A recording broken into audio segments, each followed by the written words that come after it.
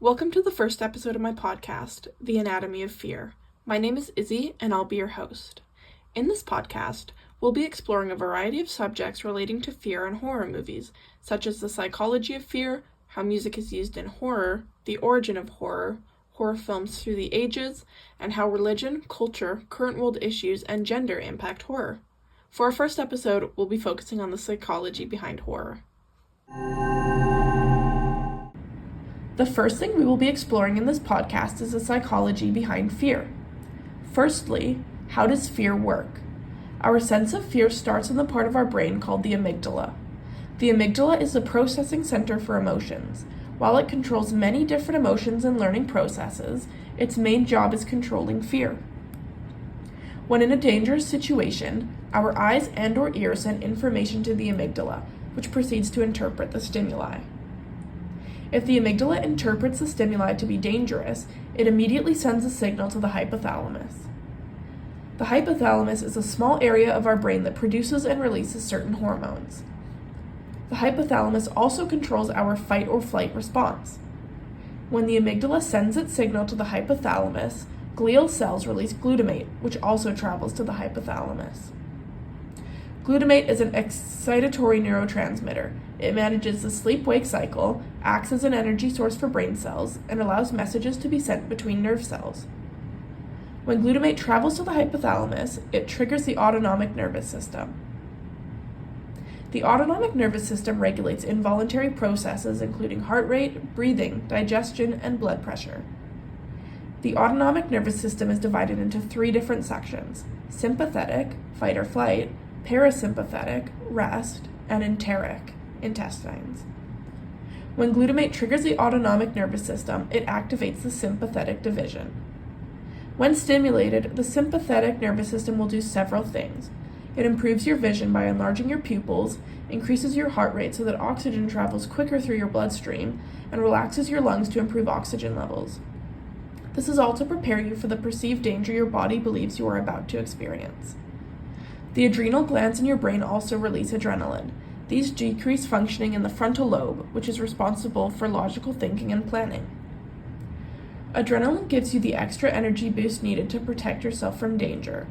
It also aids the sympathetic nervous system in its changes to the body, helping increase heartbeat and respiratory functions. Now that we understand the psychology behind fear, let's discuss why some people get enjoyment out of it. It is difficult for our brains to differentiate between real danger and imitation danger. When we watch horror movies, go to haunted houses, or play scary video games, our brain initially interprets this as real danger. Exposure to horror stimulates us mentally with excitement or anxiety. When we get scared, our body releases adrenaline. The adrenaline increases our energy and increases your attention, alertness, and cognition. When you're not in real danger, this improvement in cognitive functions can feel pleasurable. In certain people, the release of adrenaline also releases dopamine and serotonin. Dopamine and serotonin are neurotransmitters that regulate moods and make you feel good. Dopamine gives you feelings of pleasure and satisfaction, and serotonin makes you feel happy, calm, and more focused. This release of chemicals being paired with adrenaline in certain people may explain why some people enjoy scary scenarios more than others. The parasympathetic nervous system also has a role to play in the release and enjoyment of fear. When watching a scary movie, our adrenaline and fear increases during the tense lead up to a jump scare. This is when many watchers feel uneasy and anxious. Once we experience a jump scare in the movie, our tension and anxiety pass. This is when the parasympathetic nervous system comes into play. Our sympathetic nervous system worked hard to protect us against the danger, but now that the jump scare has passed and the fear and tension have resided, it is the parasympathetic nervous system's role to calm us down. The way a horror movie ends can also affect our enjoyment and feelings of fear. After watching a horror movie, if the movie ends positively, endorphins are released into our brain. Endorphins are neurotransmitters that are released by the hypothalamus and pituitary glands in the brain. These neurotransmitters alleviate pain, reduce stress, and improve mood. They are released when the body experiences something pleasurable, such as the main character of a horror movie escaping and killing the monster. Endorphins are known as the feel-good chemical, which adds to why we feel better after watching horror movies. Forbes compares watching horror movies to exposure therapy. When we watch a scary movie, we are intentionally triggering our fight or flight response. Because we are doing this in a controlled, safe environment, we are teaching our bodies how to deal with minor stress, helping us when we experience real stress in the outside world. One of the benefits of horror is also the sense of achievement we feel when we finish a scary experience. Whether that's a horror movie or a haunted house, we all feel a sense of triumph and achievement after persevering through our nerves. This can benefit to the positive feelings we experience after doing something scary. To achieve pleasurable emotions when experiencing something scary, there must be a few rules. According to the Harvard Business Review, there are 3 categories we must pass to be able to enjoy horror experiences. Firstly, we must believe we are physically safe. At a haunted house, the knowledge that the actors cannot touch or harm you allows us to experience fun.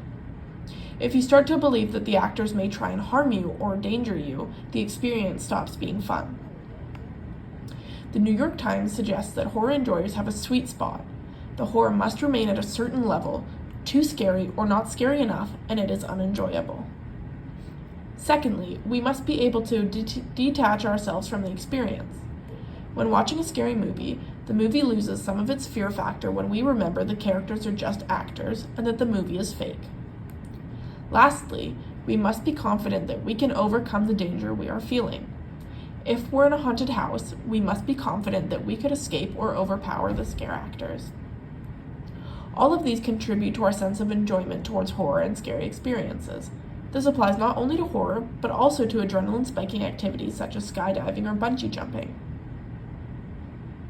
Luckily for horror fans, there are some health benefits to watching horror movies. A study done in 2003 by Rumina Meehan, Graham Shelton Rayner, Brendan Harkin, and Dr. Paul Williams showed that after watching a horror movie, the level of white blood cells in the participants' blood had increased. White blood cells can help the body fight infections and diseases, boosting our immune system. Some people with anxiety may also benefit from watching horror movies. Like previously mentioned, horror movies can act as a mild form of exposure therapy. Exposure to small amounts of horror and stress can prove beneficial for those with anxiety disorders because it helps them to learn to better manage their stress and anxiety. Lastly, horror movies burn calories. Because horror movies increase your heart rate and adrenaline, it causes your body to burn extra calories.